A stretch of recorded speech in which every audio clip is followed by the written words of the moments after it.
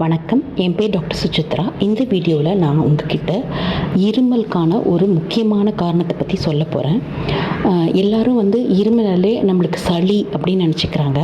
அதாவது கோல்டு வந்துருச்சு நம்மளுக்கு அப்படின்னு சொல்லி அதுக்காக தான் இந்த வீடியோவில் இந்த டிஷ்யூ பாக்ஸையும் ஒரு இருமலுக்கான ஒரு லாசெஞ்ச், அதாவது விக்ஸு, காஃப்லெட், அந்த மாதிரி நிறைய மாத்திரைகள் இருக்குல்ல, ஸ்ட்ரெப்சல்ஸ், அந்த மாதிரி ஏதாவது ஒன்று பயன்படுத்துவாங்க.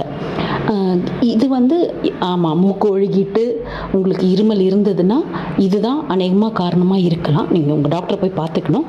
ஆனால் இருமலுக்கு நிறைய காரணங்கள் இருக்குது. இந்த சளியை தவிர ஒரு முக்கியமான காரணம் நிறைய பேருக்கு இருக்குது. அதாவது சளி கூடவே சில பேருக்கு இதுவும் இருக்கும்.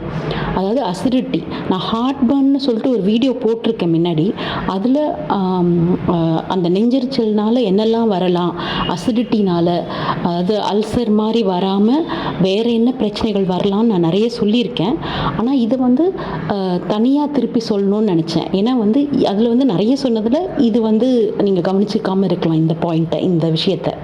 அதாவது இருமலுக்கு வெறும் இருமலுக்கு இது ஒரு காரணமாக இருக்கலாம். ரீஃப்ளக்ஸ், அதாவது ஹார்ட் பர்ன் இல்லை நெஞ்செரிச்சல்னு இல்லாமல் உங்களுக்கு அந்த அமிலம் வயிற்றுலேருந்து மேலே ஏறுச்சுன்னா தொண்டை வரைக்கும் தொண்டையில் அது இரிட்டேட் பண்ணி விட்டுரும். தொண்டையில் கொஞ்சம் கஷ்டப்படுத்திடும் தொண்டையை. அதனால் இருமல் வரும்.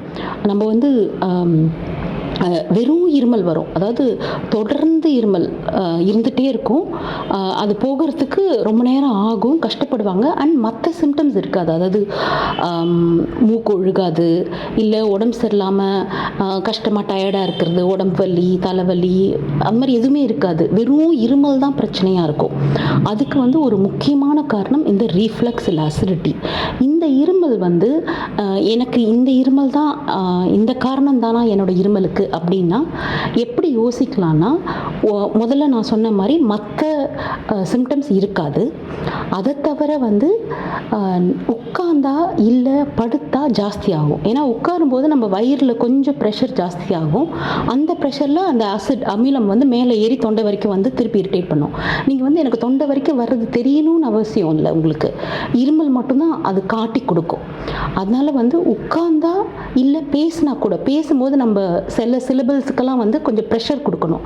சில வார்த்தைகளை சொல்லும்போது கொஞ்சோண்டு அழுத்தி பேசணும். அப்போ அந்த அழுத்தத்தினால அமிலம் மேலே திருப்பி இருமல் வந்துடும். ஸோ பேசுனா உங்களுக்கு இருமல் வருது, இல்லை உட்கார்ந்துருந்தா இருமல் வருது, நின்னா சரியாயிடுது, இல்லை படுக்கும்போது நைட்டு மட்டும்தான் இருமல் வருது, படுத்தா வருது அப்படின்னா இந்த ரீஃப்ளக்ஸ் அந்த இருமலுக்கான காரணமாக இருக்கலாம்.